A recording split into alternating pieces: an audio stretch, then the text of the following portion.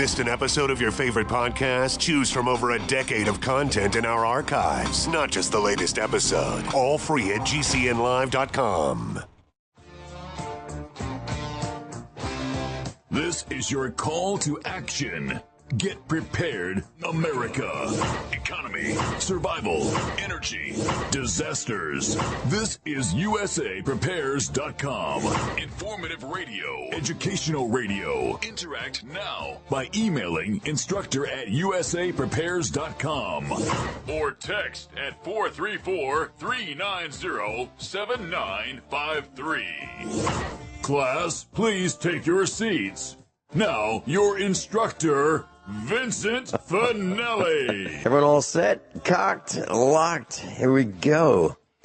Your dial set correctly to USA Prepares. Jason is engineering the broadcast at GCN in Minnesota. I'm Vincent Finelli. If you'd like to call us, we'll pay for the call, 866-582-9933. 866-582-9933. Telephone listen line, 605-477-3249. Off-Grid Montana with Rich Scheben. Welcome, Rich Scheben.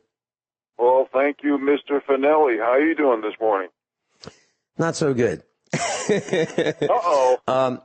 Well, you know, what's the worst time in a farmer's life? And that would be, if you ask me, that's when the animals die.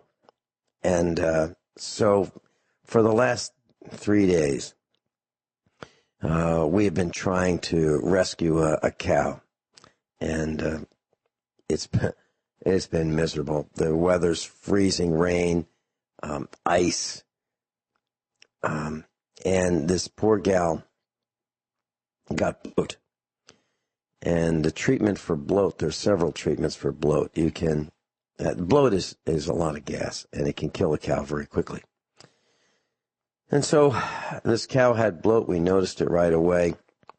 We ran out to rescue her, and we got a piece of garden hose, cut it off about 4 to 5 feet long, cleaned it. It was a clean garden hose. It wasn't all cruddy.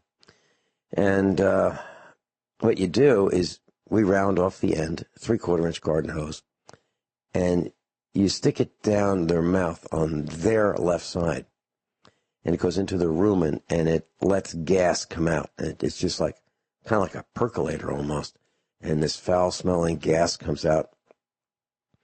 And sometimes you can save a cow's life by doing that. And the other thing you can do is down that hose, if you make sure it's in their rumen and not in their lung, you can put a solution of baking soda and water. About half a cup of baking soda to a half a quart of water. And you pour it down slowly into the rumen, and it helps minimize that gas. And we did all that. Another thing you can do is you can stick a needle, a large needle, like a syringe, inside the of the calf or the cow, and purge that gas. Some people use a knife, a really sharp knife, and they'll poke a hole in the side of the cow at the right spot between the ribs, and that will let the gas out, and the wound will heal. Well, we tried. We didn't do that, and we didn't use the needle, but we got the gas out. But the cow was so weak, it didn't make it. And that's one of those times when it's no fun to be a farmer. And I was thinking about medicine yesterday, and those are the times when it's no fun being a doctor. And when people bring their animals to the vet and they just drop them off, they say, "Will you please kill Fluffy for me?"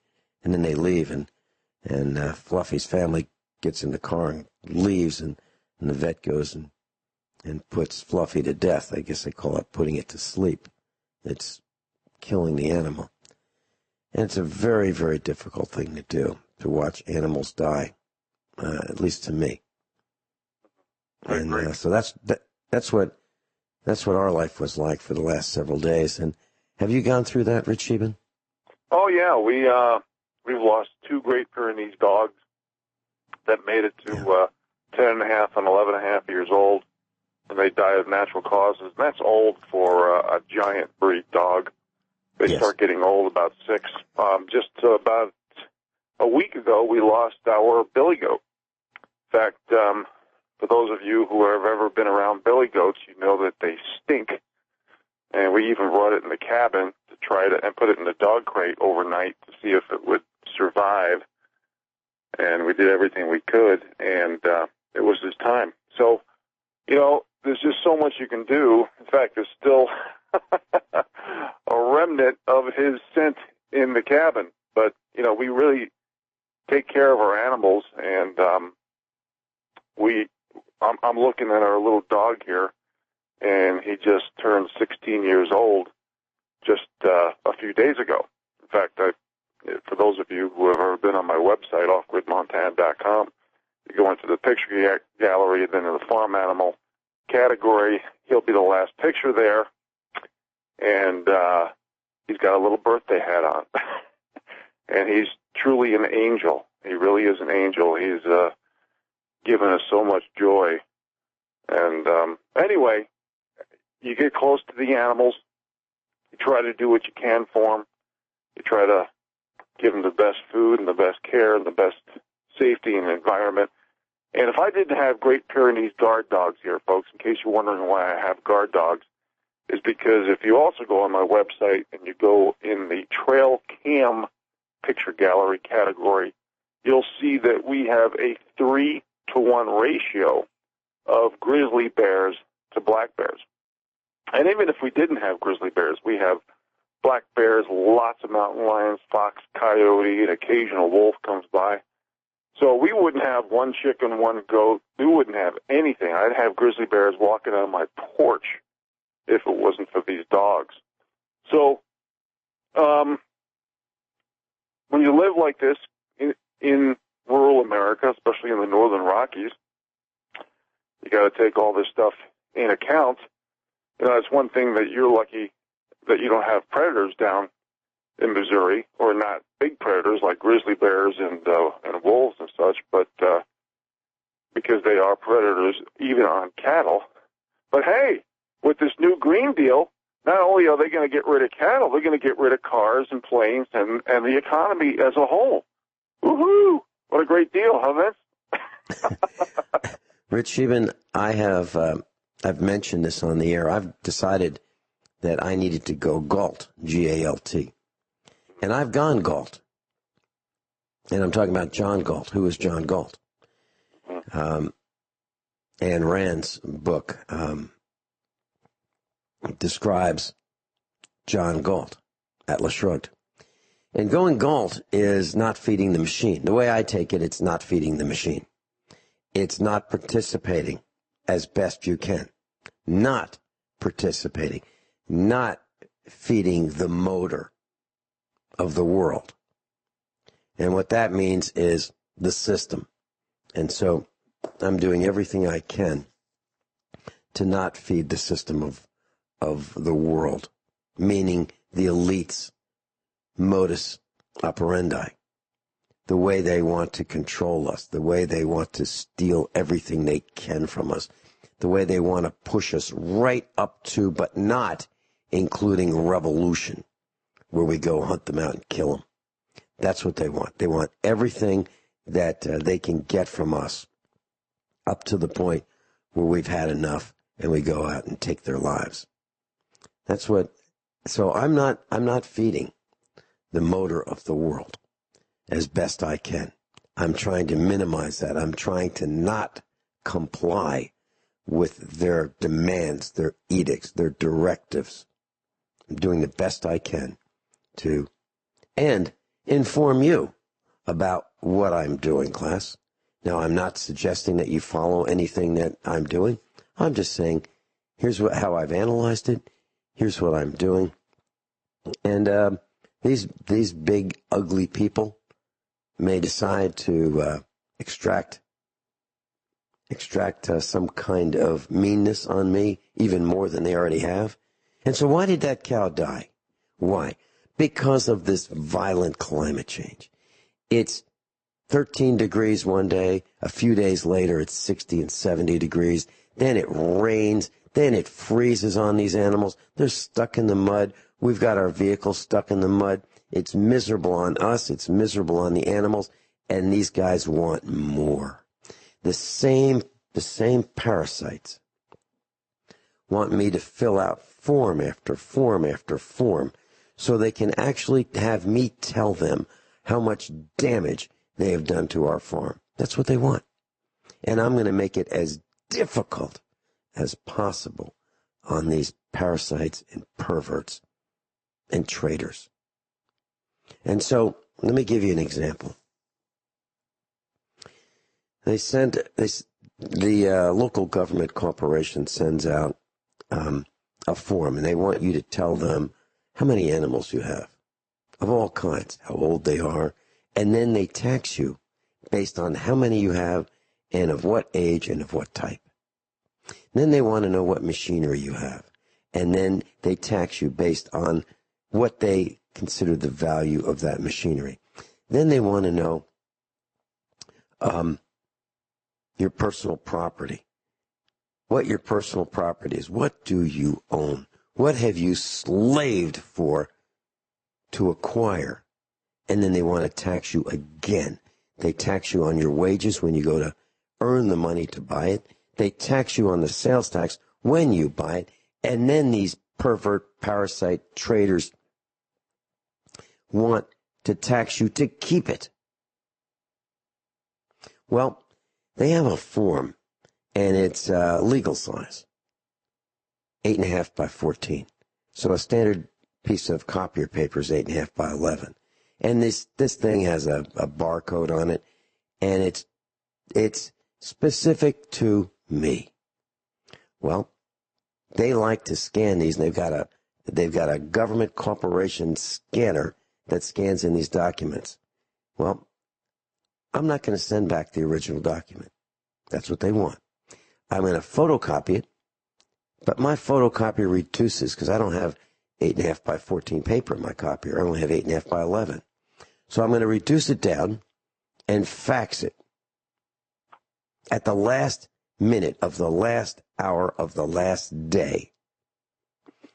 And I don't know how good the copy is going to be. It probably won't be all that great. And then they won't be able to scan it. They won't be able to feed it into their automated machine to make their miserable lives less miserable. And then they're going to complain, and then they're going to send me a letter telling me that it wasn't acceptable, and I have to redo it. And I'm going to drag this out for months. I want to comply, but I've got to find the time to do it. And certainly, it's even harder to find the inclination to do it. Rich Scheben's with us. Rich, I just need to take a couple minutes and talk about this form I have in front of me. And it says, avoid penalty. This form must be returned by March 1st, 2019, or will be subject to penalty as required by law. And it's the assessment list for 2019. List of tangible personal property belonging to the following named persons under his control on the first day of January 2019. Okay? And here's what it says. They want to know grain and other crops, number of bushels of grain, silage, and other. They want a list of tangible personal property, horses, mules, donkeys, poultry, turkey, calves, 6 to 12 months, yearlings, 1 to 2 years, grade cattle, over 2 years, registered cattle, over 2 years, hogs, pigs, sheep, goats, exotic animals, and they want to know the type of exotic animals. They want to know the tractors, the make, the model, the year, the horsepower. They want to know the balers, the make, the model, the year. They want to know how many hay binds, the make, the model, the year, the combines, make, model, year, all other implements. They want the year and the description. They want automobiles and SUVs, the year, the make, the model, the series, two-wheel drive, four-wheel drive, the vehicle identification number. They want historic vehicles, year, make, model, and VIN. They want pickups, trucks, and buses, year, make, model, tons, two-wheel drive, four-wheel drive, VIN, motorcycles and ATVs, recreational vehicles, They want camping trailers, miscellaneous trailers, whether they're homemade, stock trailers, flatbed trailers, etc. Year, length, axles, the type, the VIN, and they also want to know if you have any boats, the make, the length, the year, the VIN. They want to know boat motors, the make and the horsepower, and the year and the VIN.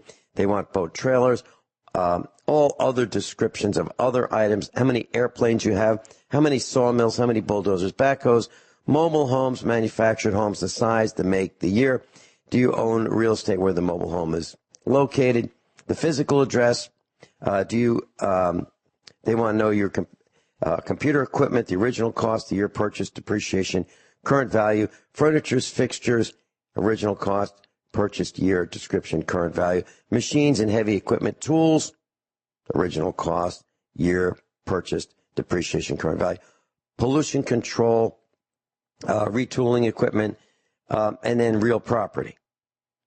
And then, to make matters even better, it says, I do solemnly swear or affirm that the foregoing list contains a true and correct statement of all tangible personal property made taxable by the laws of the state of Missouri, which I owned or had under my charge or management on the first day of January. I further solemnly swear or affirm that I have not sent or taken or caused to be sent or taken any property out of the state to avoid taxation. So help me God.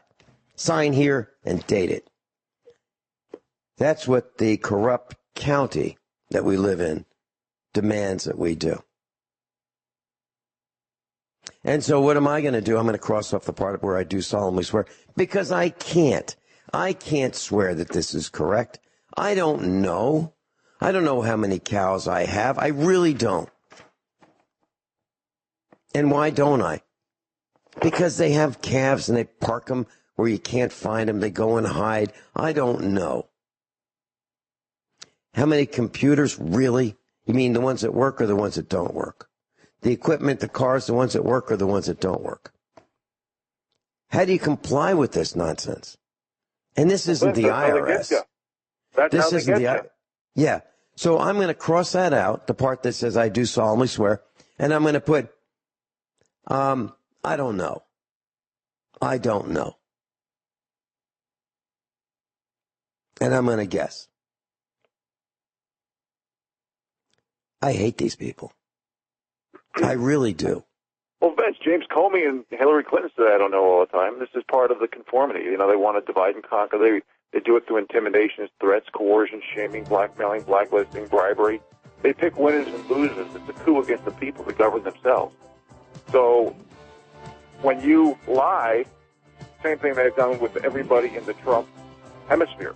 They can't get them on Russian collusion, so they're indicting them on lying. Yeah, I'm not going to lie. I'm not going to lie. I'm just going to, if I don't know, I'm going to tell them I don't know. We'll be right back. Rich Sheben's with us.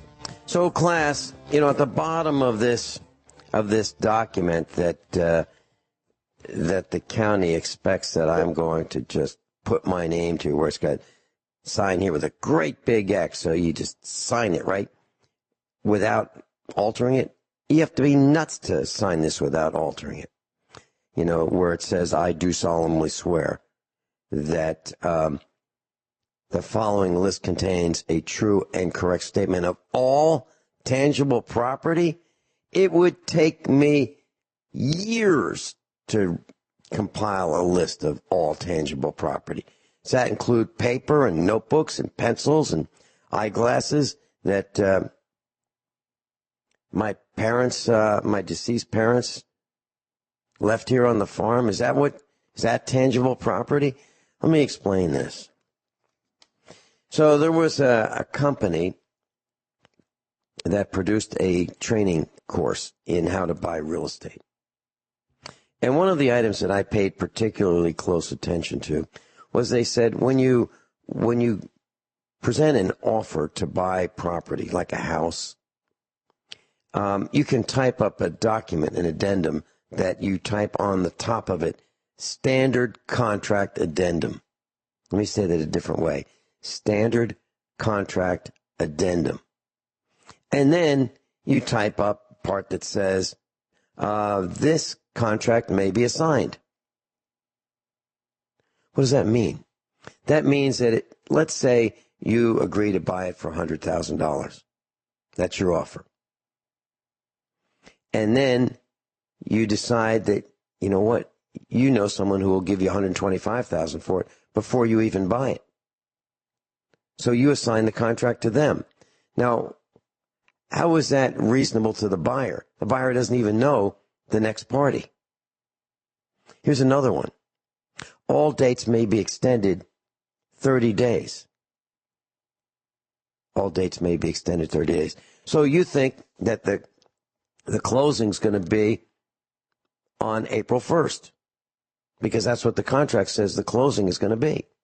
But the addendum says all dates may be extended 30 days. So now you've got 30 days after the original closing, just because you feel like it, or you need more time. Think about that. So why would you sign these pre-printed forms? What I do is I've got a pen, and when I see contracts with items that I don't like, I cross them off, including the part that says you may die if we have this procedure, this medical procedure. And you say, I agree to that. Sure, that's okay if they kill me, because that's, part of the standard contract, the standard agreement. I don't agree to that. I cross that out, but you have to initial it. Scheben? Well, yeah, keep in mind everything is subject to interpretation. That's why they have all these lawyers that protects the butts of the power structure, the powers that be, and not the little people. You ever meet somebody who they try to help you with answers, facts, information, ideas, and solution? That person complains behind your back that you're showing off about what you know. This is kind of an example of what's happening in America, and that's also an example of identity politics. It's to divide and conquer. It's to rewrite and reinterpret all contracts and everything in the favor of the house. It's just like going to Vegas. The house almost always wins. But we're dealing with a situation where the people in charge really don't work. They don't plant the seeds. They don't raise the cows. They don't harvest the firewood, especially the dead firewood. They're sitting behind desks. And they're getting paid because of their so-called official authority. And they're not doing anything. And you referred to Atlas Shrugged and Ayn Rand, and I've quoted her a few times, and this is a good time to do that. When you see that trading is done by compulsion and not consent, and you see that dollars or money is flowing to those who deal not in goods but in favors, when you see men get richer by graft and by pull, which is deceit and fraud, using one's own position, especially in public office, which you're citing right now, Vince, and to obtain profits or advantages, and your laws don't protect you against them, but protect them against you. When you see corruption being rewarded and honesty becoming a self-sacrifice, you know your society is doomed. And I think that quote, and you bringing up Ayn Rand earlier in the show, is very appropriate, because that's exactly what's happening. We have, it's all fixed. It's done by deceit, by fraud, for a public office position to obtain profits and advantages. So the laws are not protecting you, the people, especially the little people, but protecting them against you. And it's quite disturbing when you see what's going on. This is why they're trying to divide us. This is why I try to connect the dots with economic, social, and political reasoning and rationale, and especially talking about political correctness, because the division that they're using, they're creating a separate tiered system of special rules, laws, and accountability based on what group you're in. And as they lower the bars of standards and expectations for getting a job, they see people who don't accept this phoniness gets called the victim while they're gaslighting the public, and they're saying, no, they're not doing it. It's like me sticking my hand in your pocket and saying, no, I'm not stealing your money. I stick my hand in your pocket again. No, I'm not stealing your money. No, it's not me. It must have been somebody else. So when they lower these bars of standards and expectations, whether it be a government job, whether it be anything in the big corporate oligarchy and fascist system, which is protection by big government and the alliance that they've created, they call the people who basically throw the red flags and say, hey, this is BS. And they call the people victims when they're taking all these groups, whether it be skin pigmentation or gender or sexual orientation or government or aristocracy, and they're interpreting it. And they're basically, they have a warped, irrational desperation in their definitions of everything. Evil, good, earning your own job or salary, proven results and qualifications, luxury, or just surviving. We're getting to the point where nothing matters. The elite gatekeepers, whether it be big tech or big government, sell or spin their agendas to divide the people by groups for false notions of equality, fairness, and prosperity. But behind the scenes, they're just funneling money and opportunity from approximately the bottom 93% to themselves. And this is why I always talk also about practice what you preach laws. But they don't want them. They don't want accountability. They don't want transparency. It's the only solution that's going to fix this problem. So this is why we need the same rules, laws, and accountability, or millions are going to lose hope in an ocean of despair. And I talked about units of measure of despair on the show many times. But instead of blaming every group, so there's infighting and chaos between every person, every group in America, designed by the powers that be. We need to identify the people who have these addictions to power, money, and control, the narcissists, the psychopaths, the Alinskyeites, the Marxists, the manufacturers of despair, and create synergy and happiness. And we're not going to do it through GDP increasing, which is fraudulent numbers, but we need to increase savings and eliminate debt for the little people. Because we're just going to hear the same demonization against the same people who bring this to light, and you're going to hear the same talking points from the mainstream media, from the big corporate oligarchies, from especially big tech and big government. Basically, Trump inherited a lawless, fascist system where big government, big corporations have created this alliance where if we have on the books antitrust, anti-monopoly laws in effect.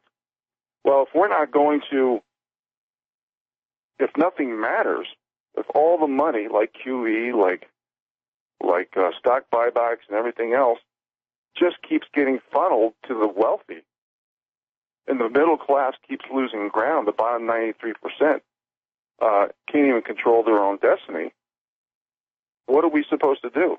I mean, look at some of these barometers of our so-called great economy. You know, when Trump was a candidate, he really talked about the bubbles. He talked about the corruption, the manipulation. And I don't know what he's doing right now. I mean, he's doing a lot of good things, especially the wall. It's absolutely necessary because we're having thousands of people die from murders. We have rapes. We're spending over $100 billion a year on illegal immigration. I mean, I have statistics I can go all day long. But this so-called economy, when you have $4 trillion in stock buybacks over the last 10 years, that's stock manipulation at its finest. The Baltic Dry Index is collapsing over the last few weeks. Banks don't even want to lend to consumers right now, and that's a typical phenomenon right before a recession. So we can talk all we want, but until we get the objective facts in the open to the people, and the people understand this, and please don't take that statement as being condescending to anybody. The whole system is totally phony. And everything is against the little guy and we the people. It's just like this universal UBI, universal basic income. Well, we've created for the last 20 years UBL, universal basic luxury for the wealthy, through Keynesian economics, creating inflation. When in doubt, inflate. And how the heck are people supposed to survive under these circumstances? So we must learn to live in a deflationary period, because right now governments, whether it be the rain tax in New Jersey and all this crap that they're pulling, all global warming is to tax the people. We have to learn to live in a deflationary period. That's it. We can't keep inflating with Keynesian economics. Rich Scheben's with us, offgridmontana.com. Rich, you mentioned the wall that President Donald Trump wants. I want it too. I know you do too. I was trained that heaven has a wall, heaven has a gate, and there's a vetting process. That's how I was trained. And let's talk about the rain tax in New Jersey for just a minute. Okay, so what this is, class, is an additional tax. A tax on a tax on a tax on a tax on a tax. To tax non-permeable surfaces. So, for example, if you have a roof that won't allow water to go through your roof, they will tax that. They will tax your parking lot. They will tax your driveway if it's a paved parking lot, paved driveway. Now, in our case, here at the farm, we don't have a paved driveway. It's got stones. It's natural, but water can go through it slowly, but it can go through it. And so if you have in New Jersey, the Garden State, the former Garden State, the government corporation wants to tax you, and it looks like the governor is going to sign this tax to tax you additionally for non-permeable surfaces.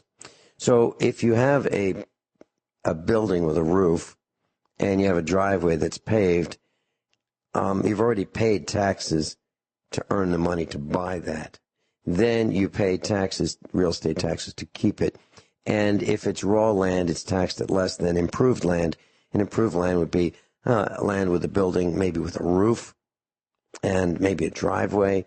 So you'll pay more in taxes for that roof and that driveway already. And then they want to tax you again for the rain that falls on your roof, because it can't go through your roof, through your basement and back into the ground. And same thing with your driveway and your parking lot. Now, what you've done, and they're doing this allegedly because they say that the water treatment plants need enhancement, and that'll cost money because of salt and fertilizer that you are putting on your property. Well, are you really? I think the greatest user of salt would be the government corporations for the roads.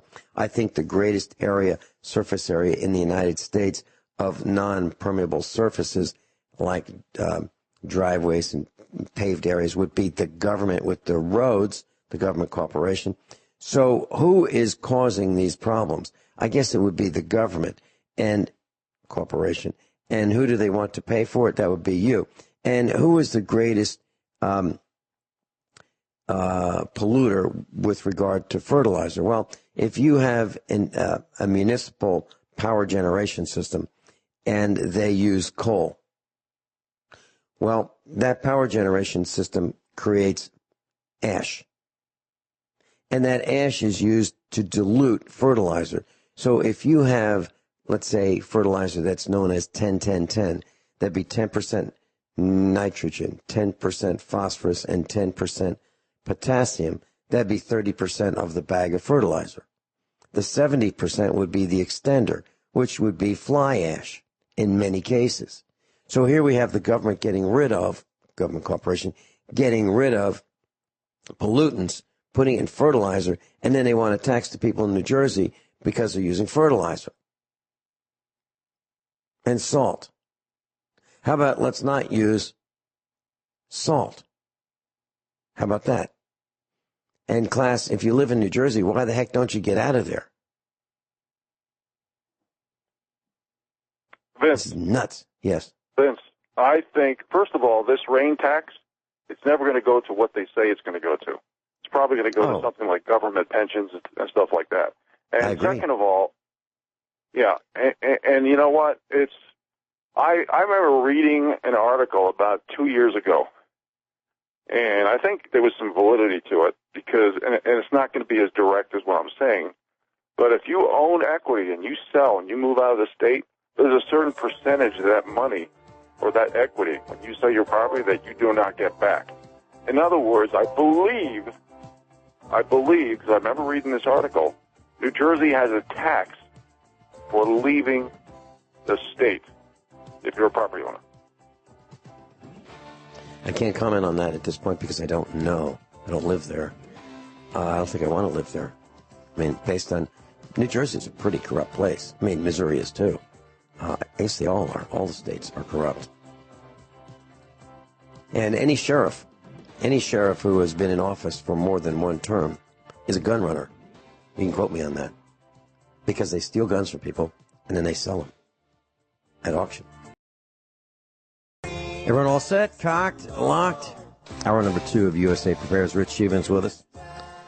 And we were talking about John Galt and Rand. And going Galt does not mean just becoming angry. It doesn't just mean that. It means having a righteous indignation at the injustice of a political system that bails out institutions for irresponsible behavior and individuals for irresponsible behavior. At what? At the expense of those like you who are working hard and have personal responsibility. It is a righteous indignation against the system that says if you can work hard, you got to work hard. And if you're lazy and you don't want to work and you're really needy, well, then you get a lot more because you need more because you're lazy. The term for that in the Commonwealth of Virginia in the Deep South is trifling. I don't even know how to spell trifling, but that guy's trifling. And that means pathetic, lazy, can't do anything, needy. That's trifling. Rich Eben? Well, I'll tell you, that's one of the reasons why I try to connect the dots with financial, economic, social, and political rationale and issues, because it uncovers political correctness, corruption, manipulation, math, numbers, motives of control against the people. So in a society where people are getting jobs based on what group they're in and not things like hard work, effort, proven results, and qualifications, it's the definitions of what you said and a lot of things are getting diluted. I don't disagree with what you just said. But when things don't make sense, when corruption and manipulation and nepotism and every other ism and the winners or losers are being picked by the aristocracy, it's getting more and more difficult to do that. And that's one of the reasons I live off grid, raise animals, hunt and fish for my meat, grow my own produce, create energy with a solar array, et cetera, et cetera. You know, it's basically adopting the lost 19th century skills, but dovetailing them with 21st century technology because there's so many options that are gone. Things don't make sense. You know, just like look at this year so far. How come U.S. equities have gone up so much, yet the flow of money is rapidly leaving equities? That's a sign that the system is rigged because all the bailouts go to the super wealthy. Who owns the stocks? Not the average Joes or the average Josephines. It's the wealthier people. Same thing with the banks and the bailouts, too big to fail and the too big to jail. When you reinterpret and define definitions and you use politically correct buzzwords to hijack definitions to use as an agenda, a tool, a philosophy, an ideology to sway public opinion and do anything to hold on to the narratives, that's one of the reasons why I talked about what I talked about earlier with the connection of the dots of group identity politics. When you live in a society, and that's one of the reasons I also re-quoted Ayn Rand that you brought up earlier in the show. When you lower the bars of standards and expectations for getting a job based on what group you're in, and then the people who have an exception to that because it doesn't make sense, because it's corrupt, because it's a gaslighting exercise, because it's phony, and then the aristocracy calls those people victims, when the victim group status people are demanding to lower the bars of standards and expectations for getting a job, the whole game is rigged. You can only, when the powers that be make their main job to manufacture perception, pity, guilt, and ideology, and race bait, gender bait, sexual orientation bait, religion, et cetera, it's very obvious what is going on. They can't do it behind closed doors anymore. They've come out in the open and shown their hand with what they call identity politics. But that's why a lot of people call it group identity politics, or victim group status, or protectionist group status. That's their home run pitch, is to divide and conquer. And when you force mediocrity on a nation for decade after decade after decade after decade, what do you expect to happen? Opportunities going, law of diminishing returns is increasing, productivity is going down, and all the books are cooked. All the definitions that created our healthy economy. You got to remember, our economy is a consumption-based economy. So and this is why I mentioned Alinsky and some of the rules for radicals specifically, and I read excerpts on the air, or Marx, or the Frankfurt School, or Cloward and Piven, or the Communist Manifesto. It shows how the American people are so drunk on the Kool-Aid of political correctness. This is our main enemy. There's a lot of enemies out there, but this is the home run pitch of the globalist leftists. And if they can literally change definitions, rewrite history by using things like Google Books and getting rid of all the old books, the encyclopedias and the definitions and the perceptions, and they use shadow banning, and they re-edit, and they reinterpret things, it's making it very difficult for the little guy to control their own destiny. So this is what sets the stage for government interventions, confiscation, and redistribution of wealth by using group identity politics. And when you read that form, Vince, of what the state of Missouri is expecting you to do, basically it's just disguises for Agenda 21 or 30, or words like sustainable city or humanitarian, global warming, climate change. It all leads to a loss of individual rights. So this is why I connect the dots again with economic and social and political stuff, and especially talk about political correctness as I do, because we're getting to the point that nothing matters, and fundamentals, markets, we're in a credit collapse. That's one of the main reasons why the flattening of the yield curve is out there. We have debt going through the roof. Core businesses of corporations have left America. All this sensitivity training and all this, these unions and all this, that, and the other thing has made it impossible for businesses to compete here in America. That's why they're taking it abroad. Now, I'm not saying China isn't a culprit, especially with the fact that they don't care about patents and trademarks and intellectual property and such. But there's 40 countries that have lower labor rates than China. So fair value, leverage, the debt that we have, we could do a whole show, Vince, just on debt.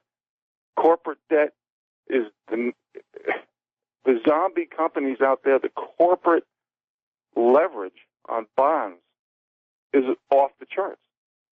Money printing, there's no velocity of money. Supply and demand and free markets are gone. Profits, it really is creative accounting. So the wealthier people just keep getting more and more wealthy, while the bottom 93% keeps getting confiscation of their property, of their rights, of their restitution, of everything. Freedom, liberty, time, and health. Remember, the average Joe can't buy that back. And it's been depleting for a long time. And this is why we have to talk about all these things together and connect the dots. Because it really, just like this rain tax, I promise you, they're going to do everything to cook the books to make it look like they're going to put it towards that sewer system that they're talking about. But that money is going to go everywhere, just like the raids over the decades of Social Security. The Social Security funds were very solvent. Well, Congress kept dipping into it while they voted for themselves to get a pension, a full pension and benefit package after one term of Congress. Everything that is being done, every law, every policy is to protect the status quo and take the rights and the ability to live and survive from the little people. This is why I talk about standing for principle. 3 very common terms. First, for same rules, laws, and accountability for everybody. Okay, and you can put a lot of subsets under that. Like the laws could have policies, rules. I hear people talking about ethics, morals, values, and accountability. Don't make me laugh. Because we have a separate tiered system of rules, laws, and accountability based on what victim group status or protectionist group status someone has. And most people, because of political correctness, don't have the courage or the guts to say it. And trust me, there's a big difference between liberal and left, because the globalists have taken over the Democrat Party. The second one is truth. Haven't you noticed that the shadow banning, the Microsofts, they're telling people like Mike Adams to not talk about Satanism or abortion and things of that nature? They're literally using the tools of conformity that I talked about earlier in the show, like intimidation, threats, blah, blah, blah, all that stuff, to basically shut the people down. Well, if they were legitimate in truth, if they were legitimate in their objective facts, why would they continue to use these tools of coercion and everything else to keep us from discussing it? Because America was based on ideas and solutions. We were based on discussion. We were based on open dialogue. So now they're proponents of people chanting and using violence and screaming and jumping up and down. What the hell does that do? And of course, the third one could be the most important. And that is, if someone has less consequences for their behavior because of what group they're from, then you do it too. And then that leads to practice what you preach laws. If we had that, we could turn around America 180 degrees in 1 week. But the powers that be don't want the accountability. Vince? I've had a couple comments, but I don't have enough time. I'll do that when we come back. Rich Sheben's with us. Off-grid, Montana. Rich Sheben's with us, and let me spell the word trifling for you. Trifling, like try-fling. What does it mean?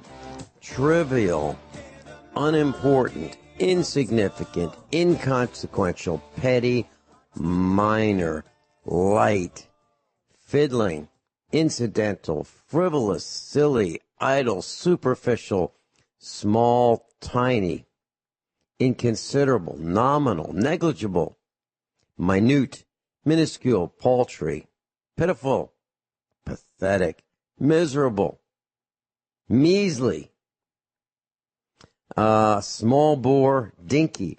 And the Urban Dictionary says trifling is to be sneaky, shady, snoopy, and out of pocket.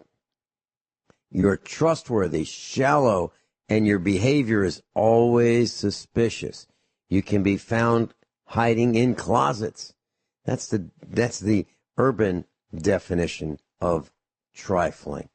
And that sounds to me like a lot of people whose names we know. They would be politicians and your local government corporation employees, the ones that delight in making your life as miserable as they possibly can. And we talked about John Galt. And so going Galt is withdrawing from the system as best you can. Okay? And not providing for just people who are takers. I'm sick of it. I'm sick of helping takers. I really am. I don't want to do it anymore. So if people like that, people who tell me what to do from the government corporation, people who want me to define, redefine, and further redefine what assets we have, what we've worked all our lives for, name, brand, serial number, identification. They want more and more information about what we have. Those are peeping Toms. Those are little people. Those are jealous little people who don't make anything productive for society. So what am I saying? So what actually does a government employee do? What do they do? Does the FCC protect us from 5G, 4G, 3G, and G? Does it? Does the government protect us from robocalls? These nuisance robocalls? Does the government protect us against, when I say government, I mean government corporation, does it protect us against police abuses? Does it protect us from judges who sentence young men to prison, who have no business being in prison because the judge gets a head tax, personal bribe from the private prison corporations to put more people in prison, like $1,000 a head? Does the government corporation protect us from that? Does the government corporation protect us from the chemical spraying of our skies that's killing us? What actually do they do that's beneficial? What? Do they encourage great energy-saving devices so that we pollute less? Or do they dump the garbage in the ocean? What actually do they do that's beneficial? Does the government corporation do anything that is benevolent? You'll have to tell me because I'm confused. Can I think answer they're a that? bunch of parasites. Yes. Yeah, pick me. Ooh, pick me. Okay. Here's a couple articles here that'll answer your question. Dems mortified as Black conservative movement for America launches hashtag can't bully us campaign. See, there's nothing more insulting than telling what group how to vote. There's nothing more degrading and disrespecting than telling somebody they can't compete. You never empower anybody, any group, any individual, or any nation by lowering the bars of standards and expectations for a job. Here's another really good article. And what we need to do, folks, by the way, sidebar here, is we're allowing the elite to poison us against ourselves. We have to defy, as American people, being hyphenated Americans. Okay? Another article here. Beto O'Rourke suggests America should ditch the Constitution. Rich Sheben's with us. Rich, if you look at Ayn Rand's objectivism and you apply it to Sears Roebuck and Company, or Sears Holding, PBS.org did an article about this, and they said in 2008, Sears CEO Eddie Lampert decided to restructure the company according to Rand's principles. Lampert broke the company into more than 30 individual units. Now, why am I saying this? Because, class, this shows you what the government corporations are doing to us. Okay, here's an example of how this works. Here's what happens when you combine Ayn Rand's objectivism with pure, selfish, unmitigated greed. Okay, so Eddie Lampert broke Sears into 30 individual units, each with its own management team, and measured separately for profit and loss. So each one of these 30 teams was measured separately. The idea was to promote competition among the units. And Eddie Lampert assumed that this would lead to higher profits. Instead, here's what happened. An outspoken advocate of free market economics and fan of the novelist Ayn Rand, Eddie Lampert created the model because he expected the invisible hand of the market to drive better results. If the company's leaders were told to act selfishly, he argued, they would run their divisions in a rational manner, boosting overall performance. But instead, the divisions turned against each other. And Sears and Kmart, the brands suffered. And what happened was that the businesses were ravaged, the individual profit centers or loss centers, those 30, were ravaged by infighting over fewer and fewer resources.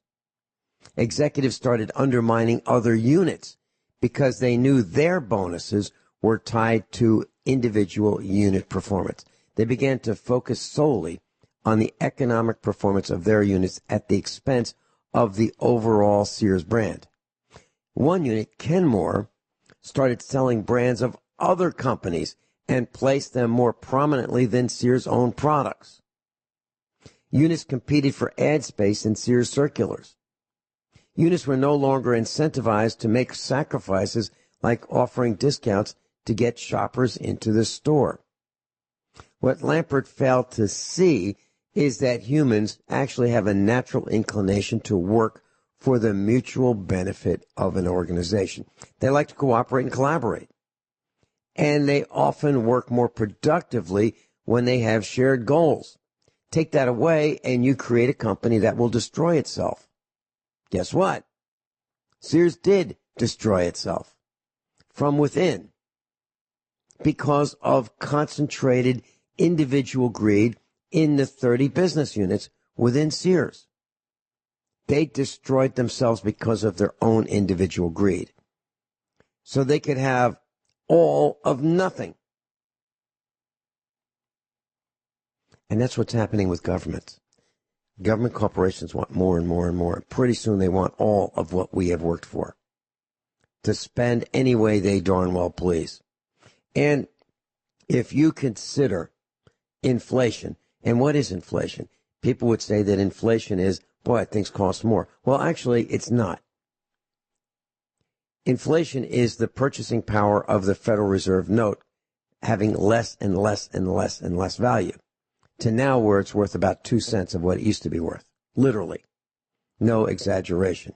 We've lost 98% of the purchasing power of the Federal Reserve note. Amazing. But it's happened. Through what? Individual greed. And if you look at people who do nothing for a living other than lie, cheat, and steal, those be bankers, right? Investment bankers. What do? They make a huge amount of money. For what? For destroying companies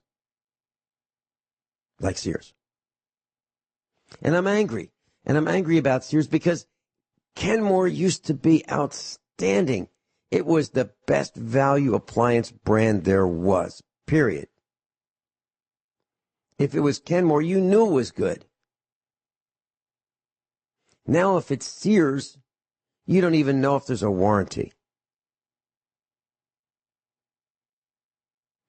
I had a great microwave range hood. Fabulous. Kenmore product. Really great. It weighed more than any other brand. It was extraordinarily well made. It lasted years and years and years. Do I trust Kenmore now? No, because Sears destroyed it. Sears destroyed the brand. Sears has lost their collective mind. And it's just one. And why do I harp on Sears? Because it's an example of everything that you can easily see. This is the sum of all individual greed within one corporation. What happens? Some get wealthy at the expense of the whole. It's an outrage. How could they do that? Vince, Yes. if I may address that real quick, because I know we're Please. running short on time. It's the same example of when I talk about stock buybacks. It eliminates the corporate model, and you have less employees, less R&D, and less products, because you were talking about that as an example. So when you have less products, you have the same amount of people fighting for those products. What happens? The products go up even though the quality goes down, so it's manufacturing false inflation. So the greed of stock buybacks gives the CEO stock options to cash in. The central banks monetize the corporate debt. The debt gets sold to unsuspecting pension funds, which are zombie companies and bonds that have been rated to, at best, BBB minus. So we eliminate supply and demand. We eliminate free markets. We give dividends to the most wealthiest people in the world, and the executives get cash for doing nothing but going away from the corporate model and eliminating employees, R&D, and supply and demand for the products. And then you have other things. Every time one of these transitions happens, it creates more debt because they are issuing bonds. And then you have mergers and acquisitions on top of that, which is more debt. And what that does, it creates more robotics, automation, artificial intelligence, taking those jobs. And if the jobs don't go in that direction, they usually go abroad because it's cheaper labor. You don't have sensitivity training. You don't have political correctness. You don't have to worry about somebody telling a joke in the hallway. In other words, we can't compete because we've allowed the elite to poison us against ourselves in every aspect. Political correctness, socially, economically, financially, politically. And again, I'm tying in these knots and using those same dots and using those same words that you were using to show how things have totally gotten out of hand.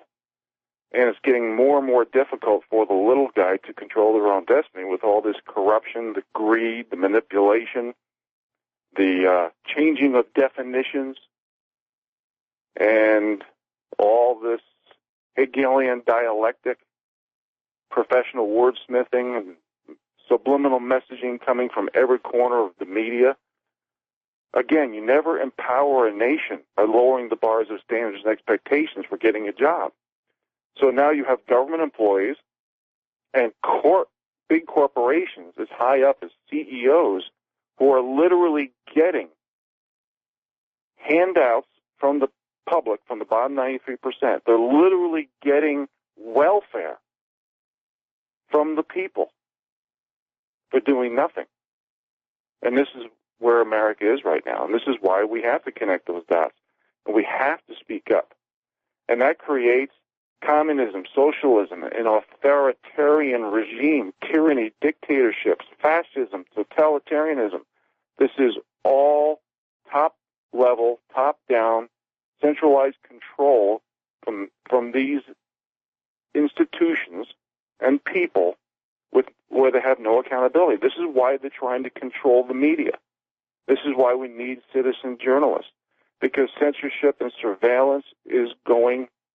It's gotten to the point where it's illegal against our Constitution, because things like NewsGuard is eliminating free speech. They're controlling the police. They're trying to eliminate due process. They're trying to make a anti-homeschool and pro-government school curriculum where the parents are not even involved. They're allowing property and people being invaded by the police state. They're allowing courts and judges and lawyers to be sold out, to sell out the people for quote-unquote justice.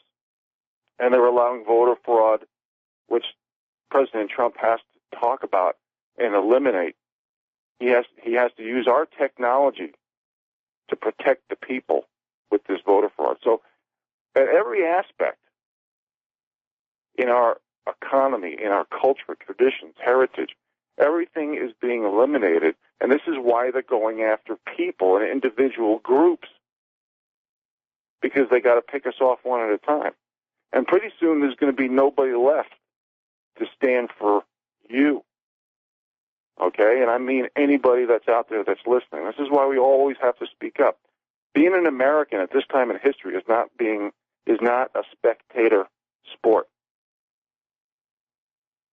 Vince? You know, I was thinking about the word provocateur. And a provocateur is a person who is an inciting agent, a person who commits or acts to entice other people to commit illegal or rash or falsely premised actions. It's someone who tries to convince people to do illegal acts as to ruin the reputation of a person. And an agent provocateur could be someone in law enforcement, acting out of whatever they think their duty is. It could target a group, such as a peaceful protest, a political party, which you see, or a company, or a radio broadcast. Provocateurs are little people, misguided little people who have an ego problem, who try to destroy people. They're a blight on the planet. We'll be right back. Klaus, you know, we've said that Washington, D.C. is a cesspool. And in July of 2018, D.C. Water, that would be District of Columbia Water, is warned residents of the Northeast and Northwest Washington not to drink water from the tap because of a problem at the pumping station. Did they say exactly what it was? No. But 34,000 residents and businesses in the area affected were advised to boil their water before drinking it until further notice. So here's what they said. Here is the message from Twitter from DC Water. As a precaution, don't rely on a filter or water from any appliance connected to your water lines. As a precaution, don't rely on a filter or any appliance connected to your water lines? For what? Oh, customers should use cooled, boiled water or bottled water for drinking, brushing teeth, preparing and cooking food, making ice, preparing infant formula, water for pets. The water was contaminated. So you can't even trust the water supply that is governed and run by the municipalities. You can't even trust that. Can you imagine? Can you imagine? So my question is, does Washington, D.C. consume more bottled water or tap water for drinking? Do you think the elite drink that water that comes out of the tap? Do you think they would? Or do you think they consume bottled water? My guess is bottled water. Rich Scheben? Well, yeah, and the Chinese call fluoride in water actually a pesticide, not to mention chlorine and 200 other chemicals, and all the pharmaceutical drugs that are poured in there. Now, here's a really good article that shows where the Fed money's going. Fed spying on rest areas, creating a multi-state bathroom surveillance. Ben Carson, who I'm a big fan of, finds $516.4 billion in mismanaged of Obama dollars, media blackout. Well, there's a wall and much more to spare. Now, the next three articles really tells what the Fed's doing. The case for Russian collusion against Democrats. Next article, $500,000 in suspicious payments to Russian lobbyists tied to Hillary Clinton and Fusion GPS. Next article, Congress, zero evidence of Trump-Russia collusion. Folks, this is why there's so much turmoil. This is why there's so many caravans coming in. They don't want the declassifications to occur. They got to create chaos and infighting. And here's a great article regarding Kristen Sinema, the new senator. She was told to stop applauding. Apparently, the lip readers suggested that her Democrat colleague said, "Watch your ass." Basically, You're not supposed to say anything. You're not supposed to applaud President Trump. You're not supposed to. You are supposed to basically be an obstructionist, not for the people, but for the elite, to approve sanctioned messages from the top down. And there's your federal dollars, folks. Vince? You know, I was thinking, I wanted to mention this broadcast. You know, Jeff Bezos, he is one of the kings of spying technology. When Amazon delivers, it wants pictures of your front door with GPS tracking. They've got a doorbell that will scan images of the person ringing the doorbell and send them off to the cloud. Well, but Bezos doesn't want his privacy invaded, but he's invading the world's privacy, right? So allegedly, Jeff Bezos, CEO of Amazon, pulls down his pants, sends an image of his private parts to his girlfriend. Okay, it makes the news from a company called the National Enquirer, which the company that owns and controls National Enquirer is American Media Inc., AMI. And the guy who runs American Media Inc. is a man by the name of David Pecker. So what do they call this thing where Bezos exposes his private parts? Peckergate. What a great term. Yeah, here's another article, Vince, that's very similar. Saturday Night Live writer offers BJs for oral sex for anyone who punches the mega kid. Apparently, anything to do with with private parts or oral sex has been sanctioned by the elite. Crazy. I got to tell you, we are devolving. We're circling the drain. We are going down. The elite has lost its collective mind. It is so greedy. It's unacceptable. And so this is a me first free for all. Throw your trash out the window. That's okay. It's unbelievable how we have devolved.